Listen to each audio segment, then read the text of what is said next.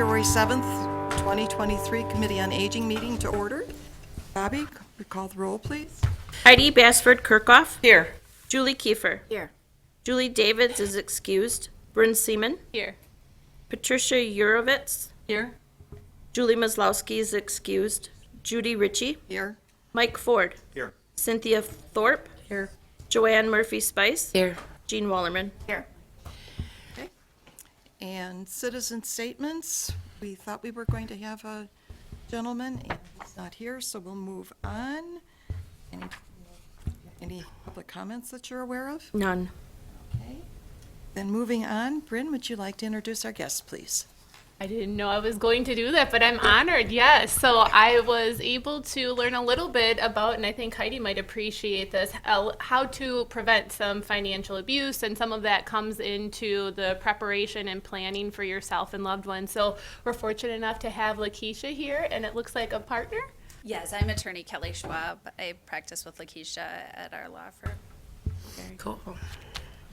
So we are both attorneys with the law firm of Brenning, Lewis, and Lacey.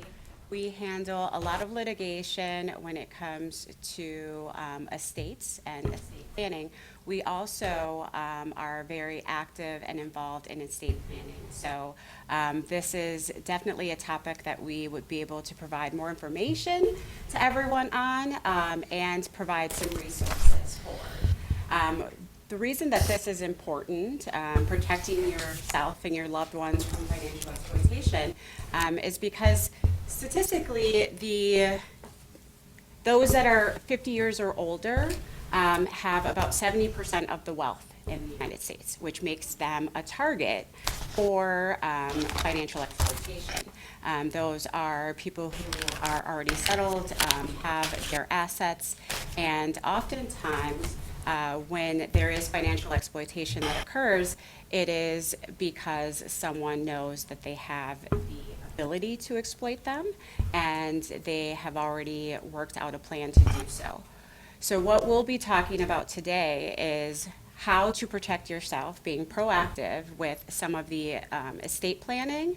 We'll also get into a lot of the litigation that we may see within the courts when there is that lack of estate planning.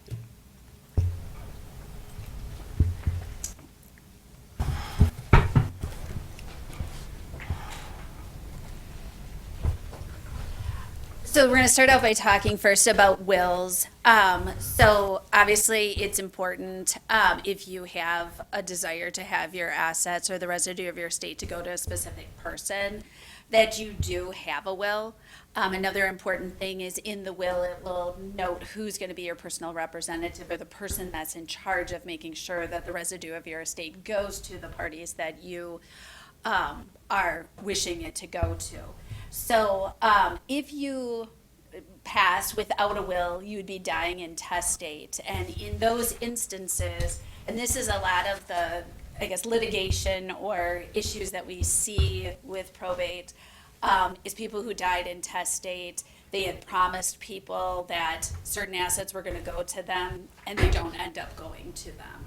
So if you die intestate, meaning you die without a will, what happens is your assets just will automatically go to your spouse and then down your bloodline to your children, grandchildren, and if you don't have any of those, it would go up your bloodline to parents and then siblings.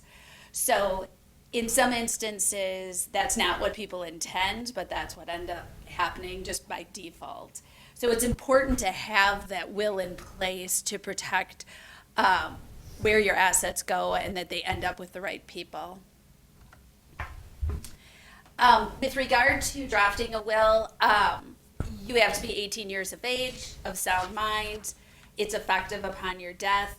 A will has to be witnessed by two unrelated parties. And in the will, like I stated before, you would list who you'd want to be the personal representative, where you would want the residue of the estate to go. And those are usually the major things that are covered within a will. And a will can be very simple. It doesn't have to be done by an attorney. It can simply be somebody scribbling it down on a piece of paper. As long as they sign it and it's witnessed by two unrelated parties, it is enforceable. And I've had people that have brought me literally a ripped out piece of notebook paper that somebody had written on, and as long as it was witnessed by two people and signed, it is effective. So that's something to be aware of. And one of the things also to be aware of is oftentimes when someone does not have a will, as Kelly said, we see them in litigation. And people often think that, well, I don't have enough, I don't own anything. Well, you do.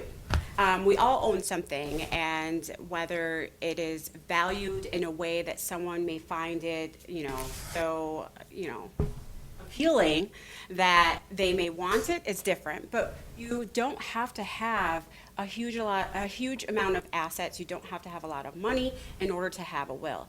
These are things that you can really specify, things that are like heart-sake tokens and just items that you have kept in your family that you can designate who that goes to. So don't think of wills as only for those that have substantial assets, a lot of money, and they want to make sure that they're gifting or providing it to specific people. It's any amount, any property that you have, you can use a will.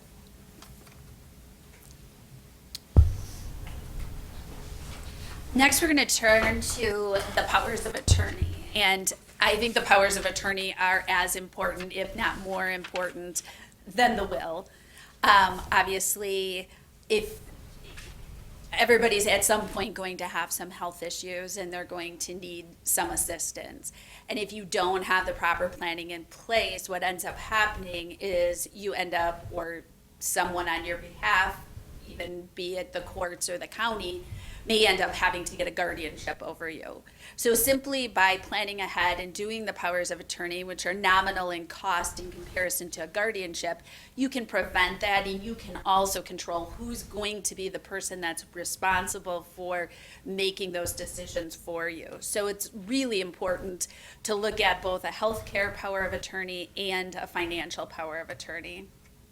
With the healthcare power of attorney, for this to become effective, you have to be declared incompetent by two physicians.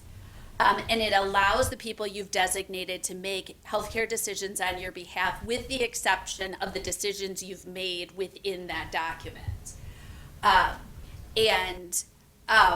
Those decisions that you make within the document is if you want this person to be able to admit you to a nursing home or an assisted living facility. If you want that person to, if you were pregnant, would you want them to get medical care on your behalf, or do you want someone else to be your power of attorney if you're pregnant? Do you want them to be able to withhold hydration and nutrition if you're in a persistent vegetative state? Do you want your life artificially prolonged? Do you want to be an organ donor? And then do you want to donate your body for medical research? So these are all major decisions that you would make within that document. And then the healthcare power of attorney that you've designated would kind of fill in the rest and make other decisions. But these major decisions are laid out for the healthcare power of attorney within your document. And you want to choose someone who you trust to carry out your wishes, because the healthcare power of attorney is activated when you are incapacitated or when you are unable to make those decisions for yourself. So you want to designate someone that you trust, someone that you have spoken to about what your wishes are. And I know oftentimes we as people, we tend to leave certain topics as not to be discussed. We've done it with finances. I know in my home, I never knew what my parents made. I never knew what something cost. I didn't know how much money they had in the bank account. I didn't know any of that, but these are things that we have to discuss with our loved ones, with the people that are close to us, and you especially want to discuss that with someone that you have decided will be making these decisions for you, because the more intimately they know you and the more strong and concise your wishes are, the better they will be able to carry out those wishes. That would also prevent this ending up in litigation. Kelly and I have seen and have had cases where it is the children end up fighting over who's going to make that decision when they both, or 3 or 4 children. I mean, I think we had a family of 9 children at one point, all differing on how their parent would be provided health care.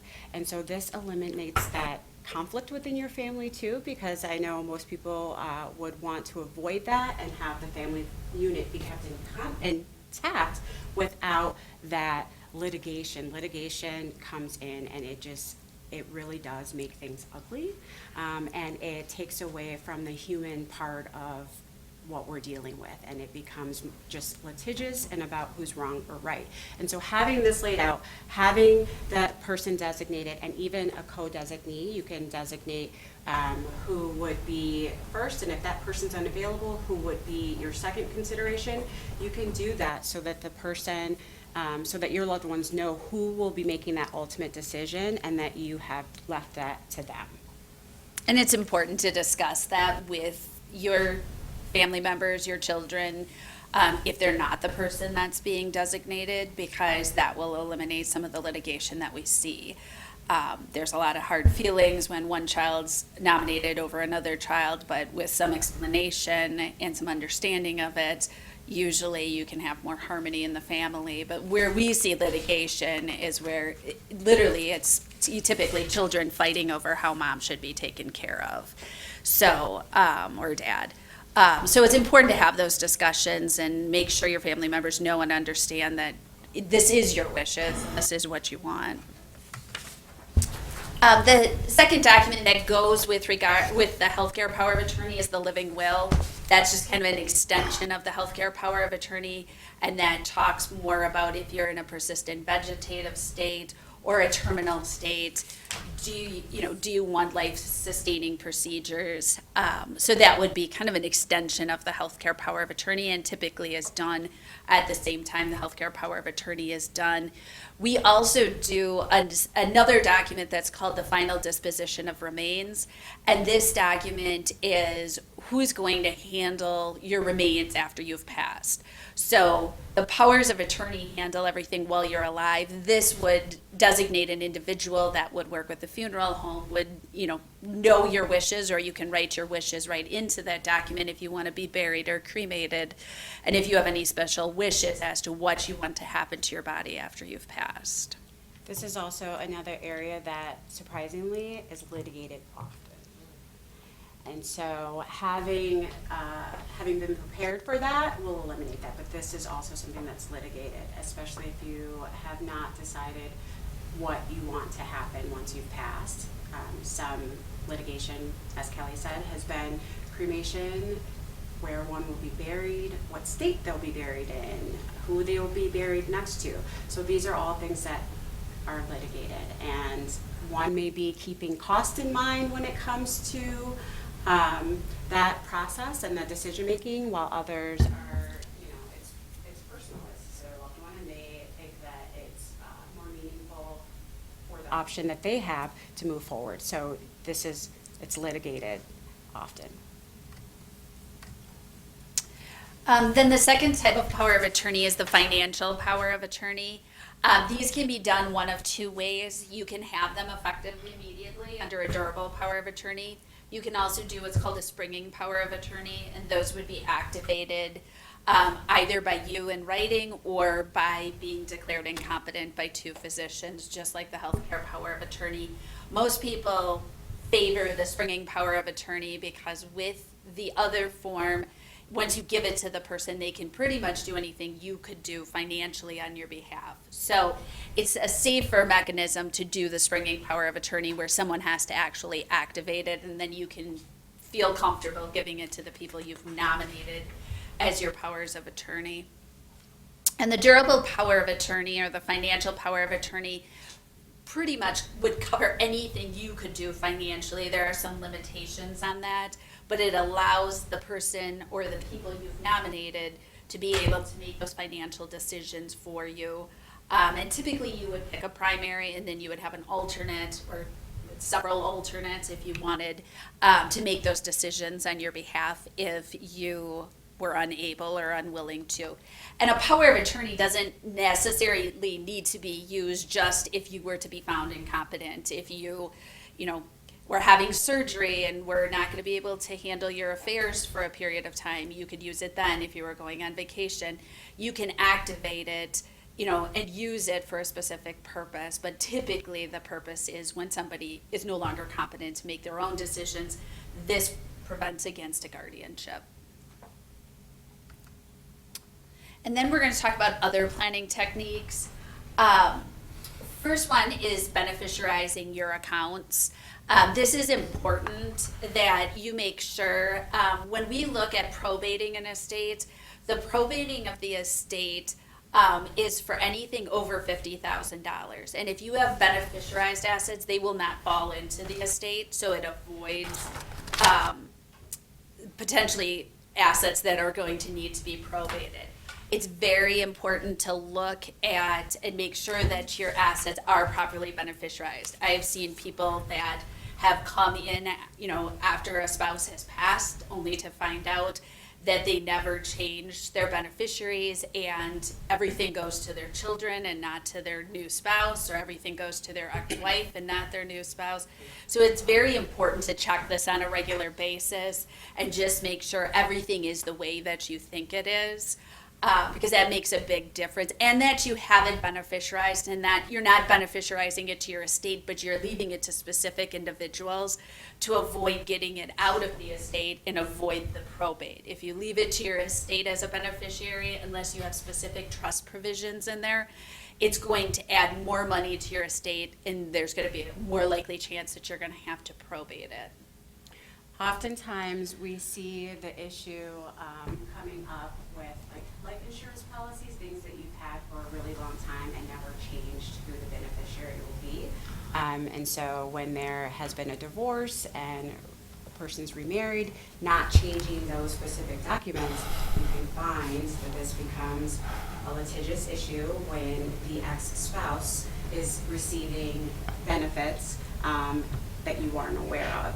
And so it is important to make sure that those documents are updated. You can always change and modify these documents. You can always change your beneficiaries as well. And having a beneficiary on there also is helpful because it prevents having someone like on your account. It is another person that can be alerted when there's something fishy going on in your accounts, when something's not making sense. And when you have what is typically called grooming of your loved ones, it's grooming where they come in, they swoop in, they befriend, they become the grandchild that they've always wanted, they become the best friend, the caregiver, they become all of these things. And then before you know it, some beneficiaries have been changed. There's large sums of money that is being removed from accounts, properties being, transferred over to the individual. So you want to make sure that you are informing people of who the beneficiary that you designated would be, and letting them know what accounts you have, where those accounts are located, so that you have that extra layer of protection and someone who is overseeing that you trust, and not someone who has just recently entered your life and decided that they want to be everything to you.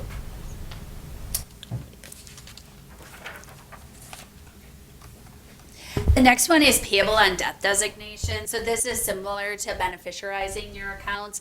Payable on death designations are usually like on bank accounts or financial institution accounts, and they're simple enough that you just go into the bank and you let the individual at the bank know that you'd like to put a payable on death designation on your bank account. Otherwise, you can have a joint account. So a lot of times if we have elderly people, they'll have one of their children be a joint holder on their account. The concern with that is when the parent dies, the child that's the joint account holder now is the owner of that account. So if you, as a person that's doing this planning, doesn't intend to give everything to one child, it's better to put a payable on death designation on there and have them just named as a representative that can get information about your account, as opposed to putting them on as a joint account holder. Because once you've passed, if it's a joint account holder, your name's just taken off the account and then the account belongs to that second person. With a payable on death designation, typically you just go into the bank, they'll give you a form. Sometimes you need to bring that individual in with you, sometimes you don't.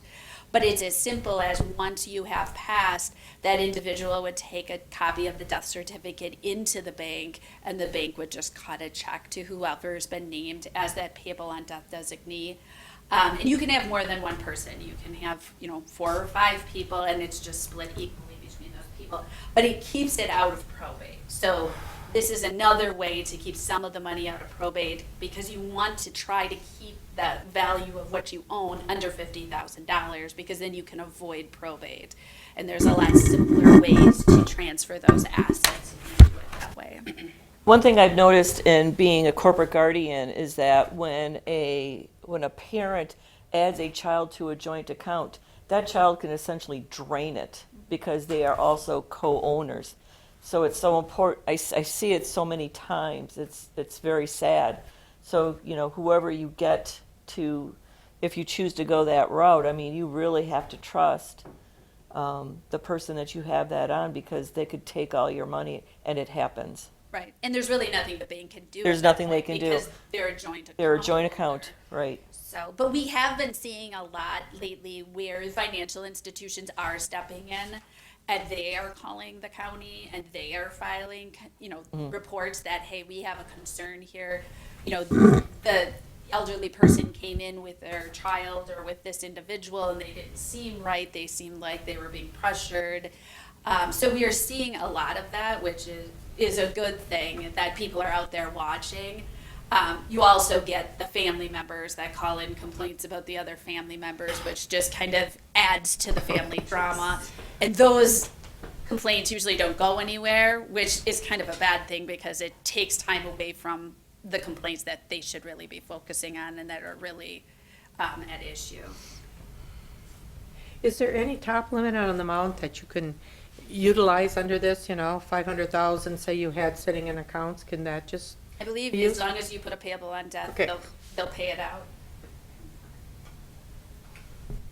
One of the other things that you can do with financial institutions is have someone that can be a contact in case the bank notices something. It does not have to be the beneficiary or the designee or the joint owner. It could be someone that the bank can contact, someone else that you trust, like a second person, to make sure that your finances are not seeming irregular, or someone that they can contact when all of a sudden there is a big jump in, withdrawals. So you can have that. And you can also give access to someone that you trust, give access just to see your accounts, but not be able to do any transactions within your account, just as almost like policing and that extra layer of care. So you can do that with your financial institutions as well. And I guess we didn't really touch on this, but another option that you have is creating a trust. You hear a lot of people who have revocable trusts. The purpose of the revocable trust is to avoid probate. And what it does is it creates a separate legal entity, and you deed the properties or transfer the title of the properties over to this trust. And then the trust, since it's a separate legal entity, survives your passing. So once you've passed, you don't have to go through probate, because those assets aren't owned by you anymore. They're owned by this trust, and the trust continues to survive. The trust is controlled by a trust agreement that the individuals who started the trust, the settlers, will decide on, and they will put the parameters of, how it's going to be administered, how it's going to be distributed at the end, what the purpose of the trust is for. So that's another option that you can use, as opposed to just simply doing a will. Usually people that have larger estates will look at doing trusts. The revocable trusts do not protect against Medicaid. So in order to protect against Medicaid, you would have to do an irrevocable trust or a Medicaid trust. So if that's something that's of concern, that is a different type of avenue you'd have to look down. And really, you can do the trust. If you don't want to spend the money on the trust, there are other avenues where you can get assets out of your name to avoid probate and to avoid Medicaid. But the safest route, especially with Medicaid, is to do a Medicaid trust. They're just somewhat expensive, so a lot of times people will look at it and say, you know, I'd rather just deed this to my kids now and hope I make it through the 5-year look-back period, as opposed to spending that much on a trust. So there are different options that are available to you. But again, the trust is probably the best planned option that's available. But there are other options that sometimes are cheaper, and you know, you have to lay those options out for people and let them make the decision. With real estate, that's usually someone's largest asset. And usually working with a common person, they have their home, they have their vehicle, they have their personal property, some investment accounts and some bank accounts. So if you can put payable on deaths on the bank accounts and you can beneficiarize the investment accounts and the life insurance, then really what the person's left with is their real estate and their personal property and their vehicle. So with the real estate, there are different options that you can do. You could take the real estate and just outright deed it to another person, and that just gets it completely out of your estate, but you also lose control over that asset. So sometimes people will do this with their children when they're nearing that period of time where they think they could be entering a nursing home. So they will deed the property over to their children. The risks with this are if the children now own the property. So and I literally was involved with a case where the daughter evicted her father from his house because he transferred it over to her for estate planning purposes, and she proceeded to evict him from the house and sell the house.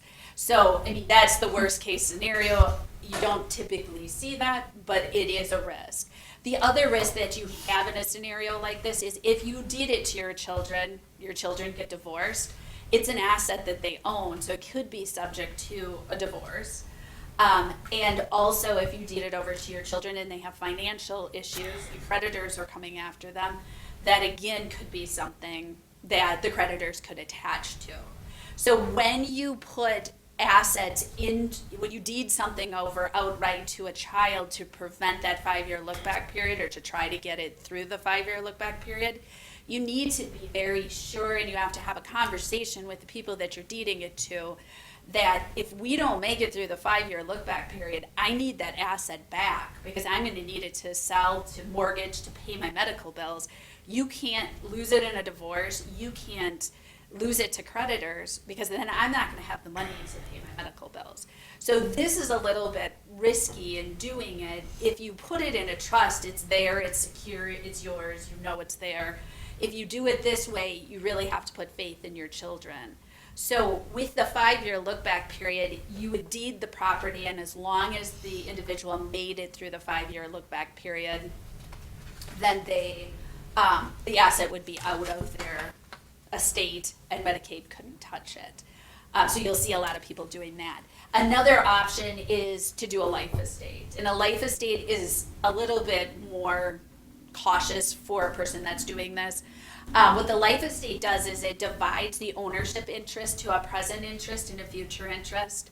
The individual keeps the present interest, which means they can use their property as they always have. They can live in it, they can rent it, they are responsible for maintaining it, paying the taxes on it.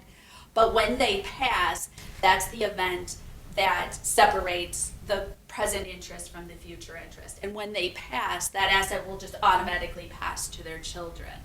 The negatives to this are, again, this is an asset that the child owns, so it can become encumbered, just like we had talked about with divorce and financial issues. And if you ever go to sell the property, you have to have that person sign off because they're an actual owner on that future interest. And finally, it does not protect the entire value of that asset from Medicaid if you make it through the 5-year look-back period. It would only cover that future interest. So when we do a life estate, what we do is we have an accountant run the formula. The IRS has a formula as to how you value the present interest versus the future interest. That future interest is what's deeded away, it's protected. The present interest is what's still subject to Medicaid because it's still in your name, you still own it. So there's a little bit of risk there, but you also have the protection that this is my house and I can live in it till the day I die.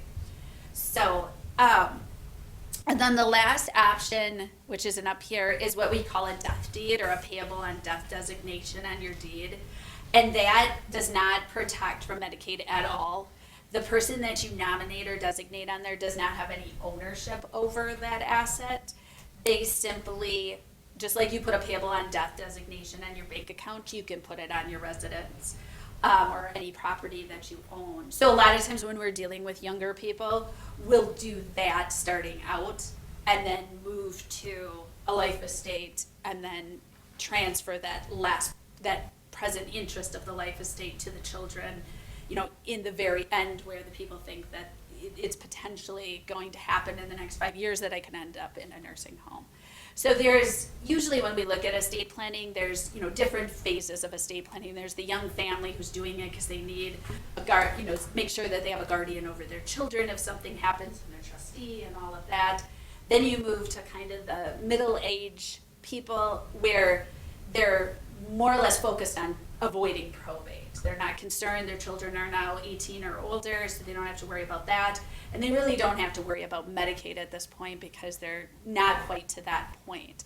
So those are the people that are doing revocable trusts and are focusing more on avoiding probate. And then when you get a little further down the road and you're to the age where a nursing home may be a potential in the next 5 to 7 years, that's when they come in and start looking at how we could protect those assets from Medicaid and from probate as well. So with that, we offer all of those services with our firm. You also have your local contacts to ask questions regarding this, the wills, the trusts, the estates. The great thing about them is that they are able to be customized to you. And having those customized and having an attorney who is able to review and draft those would be the most beneficial. Well, and an important thing that comes with retaining an attorney to do this is that attorney's there after you've passed. So unfortunately, I've been practicing for 23 years. I've worked with the people who have drafted the wills, and then I've worked with their families in probating them. So they have a confidence that, okay, I know you're here and I know you're going to see my family through this and you're going to make sure that what I want is carried out. So you have that as well. And the wills and the different powers of attorney and trusts vary in price, and we do offer flat fee packages, and our initial consultation is free where we can just kind of go through your options with you. So usually we have people call in, we get their specific information, and then we go through what their options are and what's available to them, and then they think about it, fill out an estate planning form, send that back to us, and then we meet with them again, make a final determination as to what their estate plan is going to be, and then proceed with drafting the documents. And we look at the powers of attorney, we look at the will, and we also look at how your assets are titled. And that's a big thing that sometimes people forget about. We double check your beneficiaries, we make sure you have payable on deaths on your bank accounts. You know, everything is, you know, kind of in line so we can avoid probate and make your passing as smooth as possible for those you've left behind. And those documents, you have copies of them. You're encouraged to give copies to those that would be responsible for any of them. And it's nice knowing that there will always be a copy available with the law firm that drafted them. Question, if I could. So you said there was limitations to the durable and the financial power of attorney. So like if you name somebody as an agent, would they be able to sell your real estate to help you pay for your long-term care? Or is that where that living will and the revocable and all of that really comes into play? So with your durable or your financial power of attorney, it would depend what's in the specific document that you've signed. But typically, real estate is in there, so they Oh, can it buy is. it, they can sell it. If you've transferred it to a trust, then your personal power of attorney would be controlling it, the trustee would be controlling it. So it's a little different if you have it in a trust, then the trustee takes over. And if you're not competent to act as the trustee any longer, then you usually have somebody named as a successor trustee, or you have a provision within the trust agreement as to how that successor trustee is appointed if you have not specifically listed them. But yes, that would cover that. And that's one of the reasons why people should have that, is because it gives an individual the right to make those decisions, and it saves a lot of money. Otherwise, you end up in a guardianship, and the court has to appoint someone to act on your behalf.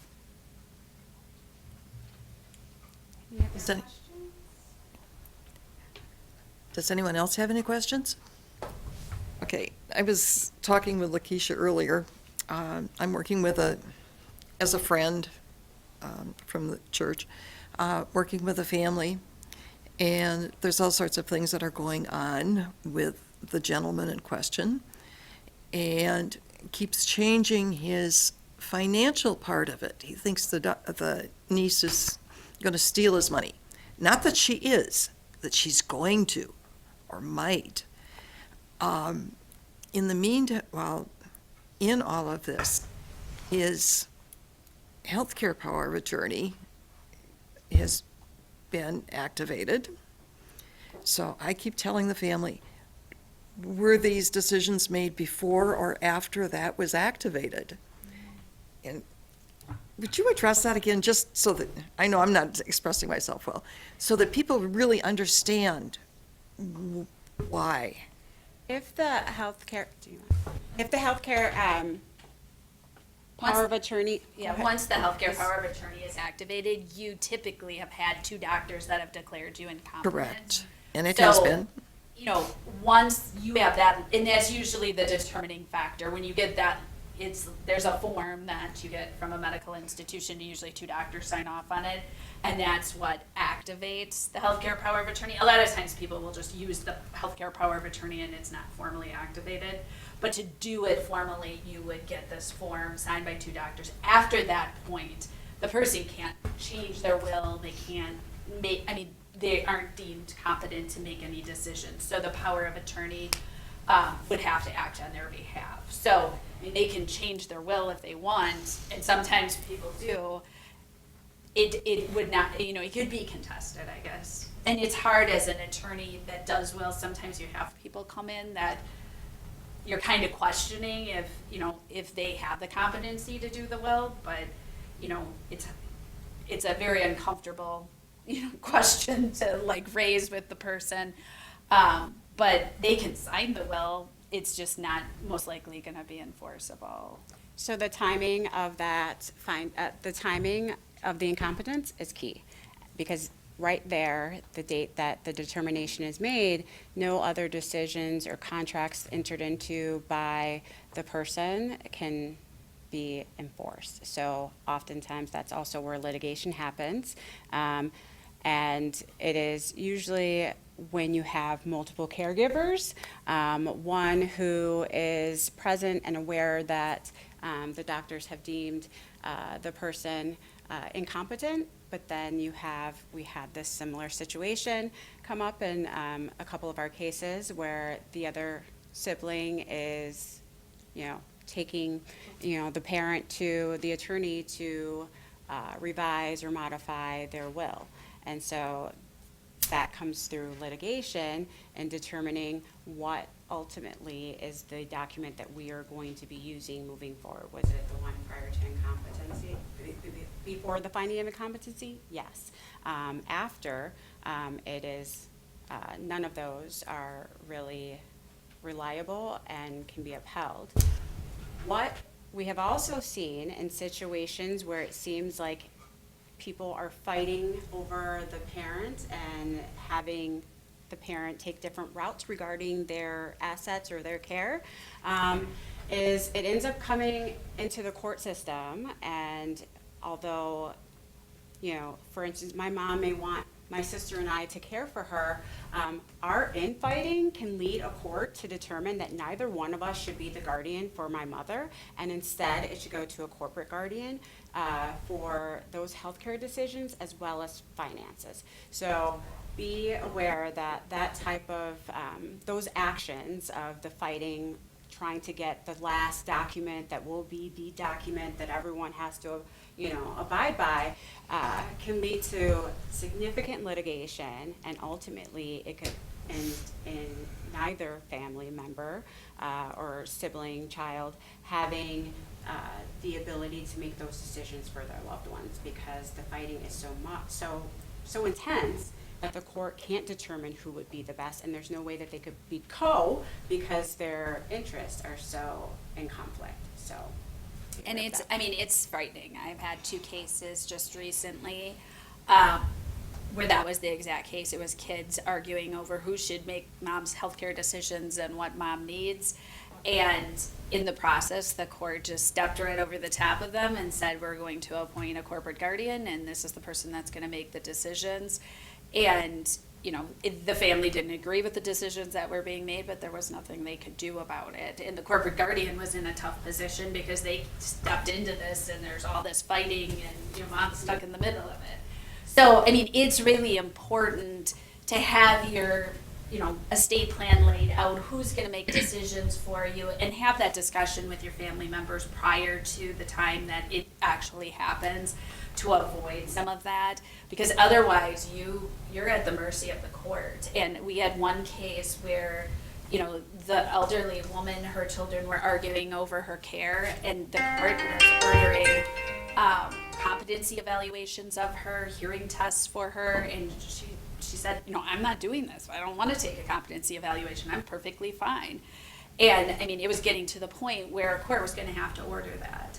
So, those are things that can be avoided by the proper planning and the proper discussions. And you don't want to get to that point where a judge is ordering your loved one to a competency evaluation. And that's what happens, unfortunately, if you don't do the proper planning and have those hard discussions with your family members. we also had a case where the infighting amongst the siblings, it was so severe that the corporate guardian had to establish essentially like a placement schedule that you would have with your children when you go through divorce. There was a 7-day schedule of when a child could visit with their parent, what day that child could call that parent. It was, it was an entire calendar of activities because of that level of infighting. And in that case, there was in fact a power of attorney, and within all of the legal documents, the mother had determined who she wanted to make those decisions for her. But because of the fighting and the attacks on all of the what would have been binding documents, the court decided to void those binding documents and appoint a corporate guardian for both the person and the estate. In the case that I was talking about, it's not the kids or anything, but then the gentleman took a quote-unquote friend that he didn't even know the last name of to the bank to change those documents. And the poor niece is just trying to keep him safe in his home, that somebody's not taking advantage of him. So there have been some discussions, and she's going to move forward with the attorney and everything. So hopefully it's going to work out in his Scary best to interest. see out there. I had a lady, her husband had died, she was probably in her 80s or 90s. She had nobody, literally. Her friends had passed, she had no children, her husband had passed, no family members except one sister that was not competent. And she came in one day, and she was working with me and her financial advisor and trying to find someone that could act as her, like her power of attorney, because she had nobody. And she came in one day and she's like, well, I found someone. I went to church and I met this lady, and she said she would be my power of attorney, and all we have to do is go to the bank and sign all the documents, and you just have to draft up the And the financial advisor and I were like, no. That gives us a heart this. attack. You don't even know her. Yeah. But she's very nice. She might be very nice, but we are not going to do that. Some things are hard to, they can be undone, but it may take time, and assets can be removed quickly. Yeah. And so So in those situations where there is no other natural support or familial support, do you have like trusted people like corporate guardians or representative That's pay? typically the Okay, citizen, okay. corporate guardian, Okay, and the county usually has to get involved. okay. Any other questions? Well, thank you, ladies. This is a subject that I think Thank needs to you. be reviewed on a regular basis in our meetings as well as personal lives. Absolutely, we're happy to come back if you want us to do more specific areas each time, to go into greater detail, we can do that as well. I think that would be very helpful. Thank you. Thank you. Thank you.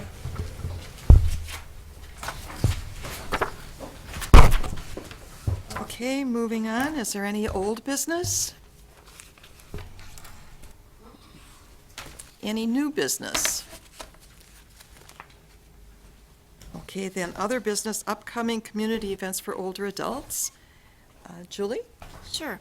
Learning in Retirement spring semester has just started, so if you're interested in being involved, this is the time to join.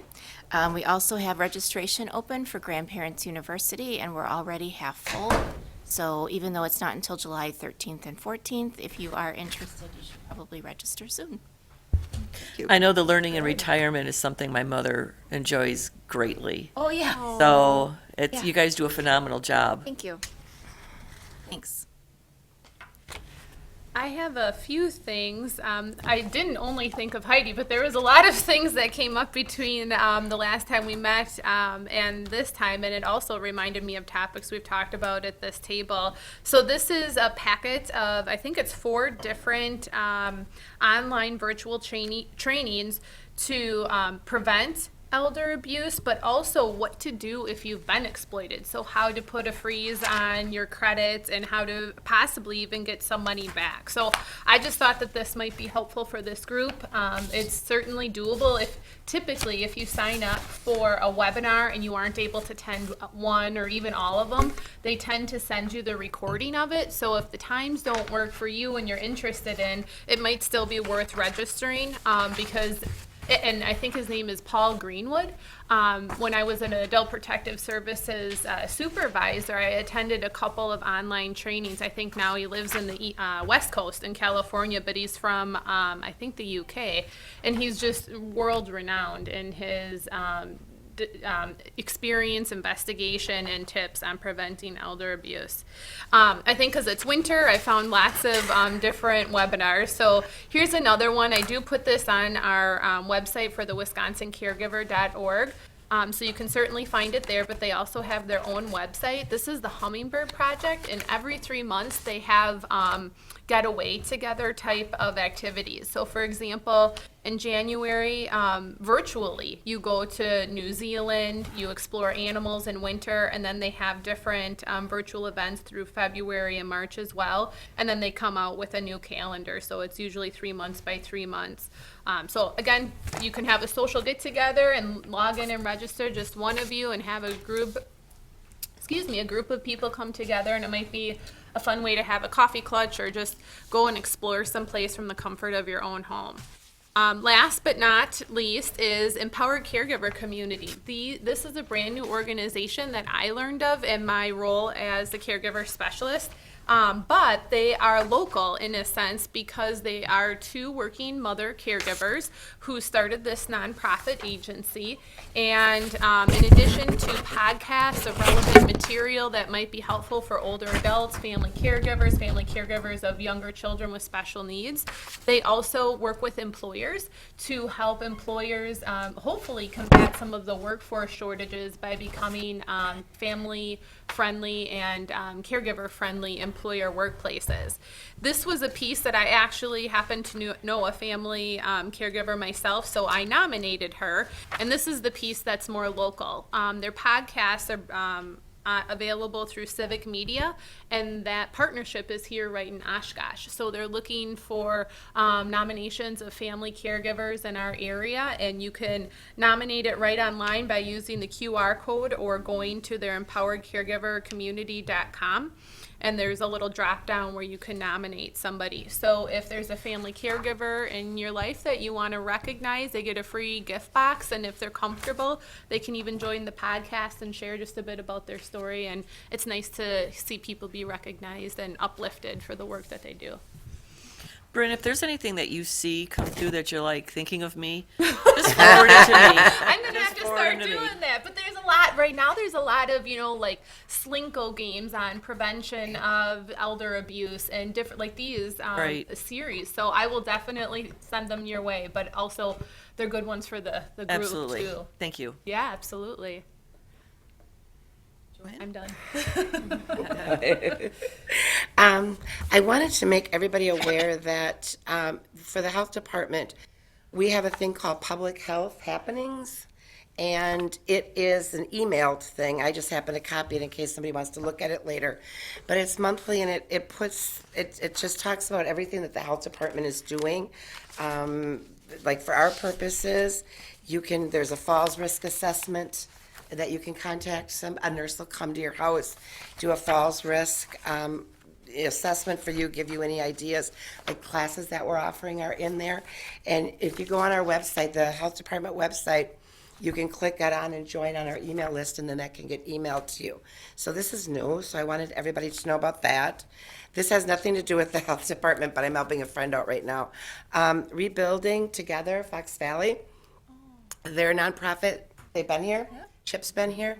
And they will go to homes and, paint them, take the mold out, put windows in, grab bars, things like that. Kind of depends on your income and things like that, but they will come in and do that to try to keep people in their homes as long as possible. And they are having a fundraiser for them, so I'll just pass this around, and it's at the Waverly Beach, February 18th. So I told them I would share that. And then the last thing has nothing to really do with us, except we are slowing down with COVID vaccines. Everybody is pulling back, if you haven't seen the news. So now if you go Wednesdays, it's like a shorter amount of time. It's like 2.5 hours, 3 hours. It's much shorter. You can always go on our website to find out what the times are, or give the health department a call if you have a question on that. And finally, just throwing it out there, we are looking for a public health nurse, actually in the division I work in. So this person would be focusing on the prevention of illness and injury, looking at health and maintenance, things like living with chronic conditions, those kinds of things. So just throwing that out there. That's it, thank Piggybacking on you. your Rebuilding Together, I got a copy. It's really difficult to read, but it said that they completed 1,000 home modifications and repairs in 2022, which is a big number. And it's hard to read, but it breaks it down to different types of repairs and locations and stuff. And it was very interesting. So, yes. So, Pat?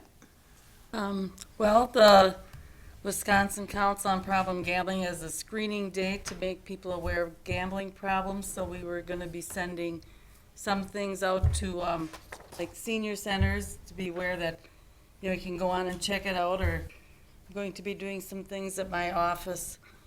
So it's like March 14th, that people can stop in and get information. So we're kind of targeting all different areas of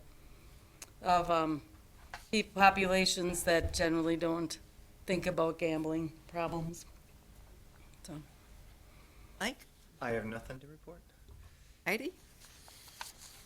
Yes, I have something. I've got a scam alert that came from the Better Business Bureau, and it talks about the Social Security payments going up and that there are scammers that are wanting to take advantage of that. Each year, Social Security Administration approves the cost of living adjustment for recipients of Social Security benefits and supplementary Social Security income. Due to inflation, payments will increase by about 8.7% this year, which is a significant increase. the highest cost of living adjustment approved in more than 40 years, and scammers are taking advantage. If you or a loved one is receiving Social Security benefits, stay alert to the signs of a scam. How this scam works. Scammers will contact you by phone, text, or email stating that they are the Social Security Administration representative, and they claim that you must apply for your cost of living increase. They might ask you to visit a website. They may send you information via text or email, or speak with them on the phone so you can get your benefits. The scammer will ask you to verify your identity by sharing personal details such as your full name, your address, or your Social Security number. They may even ask you for your bank account information, claiming the representative will deposit extra money directly into your account. In any case, if you give your information to a person in question, they will have gained access to your most sensitive personal information, making you susceptible to identity theft. If you give up your banking information, they may even be able to gain access to your money. How to avoid similar scams. Remember that the Social Security Administration cost of living adjustment is automatic. You don't need to do anything to receive the increase in benefits. If someone tells you otherwise, you are likely dealing with a scammer. Know how the Social Security Administration communicates. According to the Social Security, if there is a problem with your Social Security number, they will mail you a letter. Generally, they will only contact you to have requested a call or have ongoing business. A call, a text, an email from the Social Security Administration agent out of the blue is definitely a red flag. They will only send mail to you if they want to get in contact with you. They will never, ever call you or send you an email or a text. Do not give in to the threats. Social Security Administration will never threaten you with an arrest or legal action. They will never suspend your Social Security number or demand payment from you. They will never ask for personal information or banking details to give you an increase in benefits. If someone demands these things or threatens you over the phone, they are not with the Social Security information. If you want to reach out and get more information on this, you can always go to the Better Business Bureau website, which is bbb.org. Jean?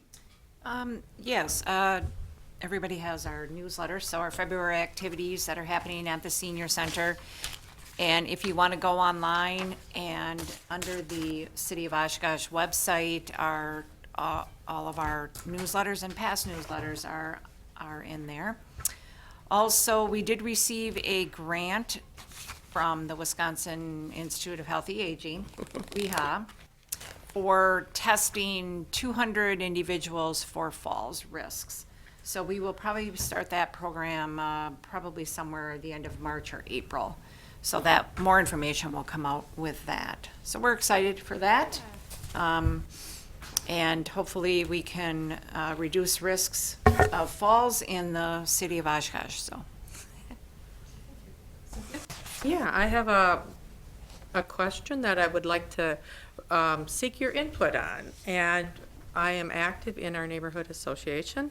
It's Menominee South Neighborhood Association. We're on the east side, and our neighbors are Stevens Park, and another neighbor is River East, and we have 3 neighborhoods that have fed children for many years into the Washington School District.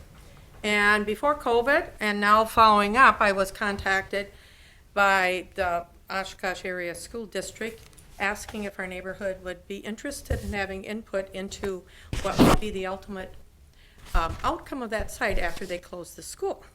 So, of course, I have lots of ideas. And some of the ideas that I have are definitely beyond just utilizing green space and children, but making it more, say, intergenerational, multiple generation usage. We did have one meeting, and we have been assured that the building is a viable building, because that was one of the first questions I had, because we're closing and moving on and understanding that. So I'm just seeking people who have an interest in being visionary, looking differently. You know, you can't, if you don't try anything, you never find anything differently, but there's some possibilities for being creative and having new usage on the east side, and I'd welcome anybody's input. Thank you. And we've been doing a certain amount of that with our church and our parish hall and what needs to be done. So, yes. And we know that there's a lot of organizations out in the community that are looking for something on the east side or the downtown area, that not everybody, even further west side, the senior center is great for the one particular neighborhood and those that are more mobile, but those that have more of an issue, they want something just a little closer to home. Well, I can tell you, served on the senior board for 6 years and president for a couple of years. I'll tell you that river is really intimidating to many people, that there are East Siders that become seniors and they don't like to travel across the river. I'm sure the new nemesis is roundabouts as you hit 41 going that way. Yes, it is. It's Highway 41 and the roundabouts. My neighbor we're on the corner of West Haven and Witzel, and my neighbor goes out to Oakwood, to 20th, to cross the highway, to come someplace on the north side. That's cute. Because she's terrified of them. Yeah. She had a bad experience early on, and she'd rather drive all that extra distance That's very to avoid common. them. That's very common. Yeah, those 2-lane ones are, yeah, And over a 1-lane one. And so anyway, having something, going back to the old, truly Community neighborhood, centers, neighborhood. yes. Even if they're satellites of the original senior center. I certainly thought of those. But you're right, the multi-generational is really a big, big request. So, great idea.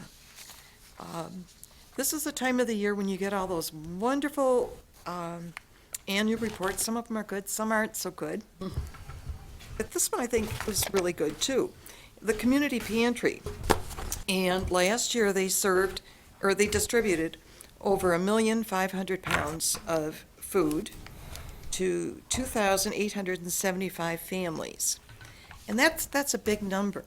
And it's not necessarily going down. And with that, the pantry supplies a lot of the outlying areas. And if any of you are aware of the Hope Fridge over behind Wagner Market, that gets filled on a regular basis. A lot of groups make sandwiches or do other things, and it's empty just as fast. And when you look at the fact of the 3 Hope Fridges, the 2 in Oshkosh and the one up in Neenah, that one is the most utilized because of the actual location that it is. So with that, what I found interesting, and that was that Waite Rug Place, which are the new apartments, low-income apartments up off Harrison, Nevada. They actually have in their building, in their community room, a small pantry that is filled by the community pantry. So those residents don't even need to go over on Jackson to get food, if they need more than what's there. It's all shelf-stable. But that was one more outreach that's done that is really making a difference to a lot of individuals. So I was really pleased when I saw that. Tammy Elliott on WBAY did a really great article or story on thieves stealing identities through change of address. And there's lots of information on that, and we'll have that sent out to everybody. And Amazon also did an article on order confirmation scams, tech support scams, all the different things. And again, long article, I'm not going to go through it. The library is doing a new program, and that is a repair cafe. And those who have tools to do repairs can come in, and those of us who need certain repairs can come in, and it matches up and actually gets work done, and these individuals that have the skills are helping others. So That's I thought cool. that was It really, is, that's a very was a great- really unique and something that As much as I'm able to do, sometimes it's easier to have somebody else because they can do it quicker. So, with that. And then one of my last ones is the fire department. Lots of good news there. And the one was, that really wasn't necessarily good news, but a really important one, is the official number of calls for service last year was 10,405, averaging out to 29 calls a day, an increase of 8% over 2021 and 15% over 2019. So we know that they're out there in doing what they're charged with doing. The good news is February 1st, at 8 o'clock in the morning, they went live with their automatic vehicle location dispatching. And with that, it's not just calling back to the station and sending somebody out. If there's a vehicle closer to the area of the call, that unit is dispatched out. So it cuts down, hopefully cuts down on some of their service time. Then, on the 2nd, they announced that they had joined with other departments around the country to adopt the Fire Rescue Survey as part of their operations. And it says, created to highlight the most important aspect of their professions, saving lives. Until now, fire service data had been solely focused on the negative, the line of duty deaths, civilian fatalities that were available, and instead spotlighting all the good things. So, they were able to rescue. Just this morning in Fond du Lac, there was a fire, and there was a woman that was evacuated from the house. She didn't realize that there was a fire. She couldn't, if there were smoke alarms going off, she couldn't hear them. So when the firemen got into the home and were trying to get her out, the first thing she was doing was, I need my hearing aids, I need my hearing aids. And so to be able, that was a really, in spite of it being a really bad situation, was a really good thing happening. So having those types of things recognized, I think, is a great thing. The other thing we have is we have openings for a regular member and an alternate member to this committee. So if you know someone out there, as long as they live in the city limits of Oshkosh, they should either contact me or go online, and the application forms are out there. We had a couple of really good ones that we thought would have been willing to serve, but unfortunately live in the town of Algoma and the town of Oshkosh. But we can bring them to the table periodically for their expertise anyway. So, with that, is there anything else around the table? Okay, then I'll take a motion to adjourn. So moved. Second? Second. All those in favor? Aye. Okay, and we'll see you then next month, March 7th. Who's sleeping?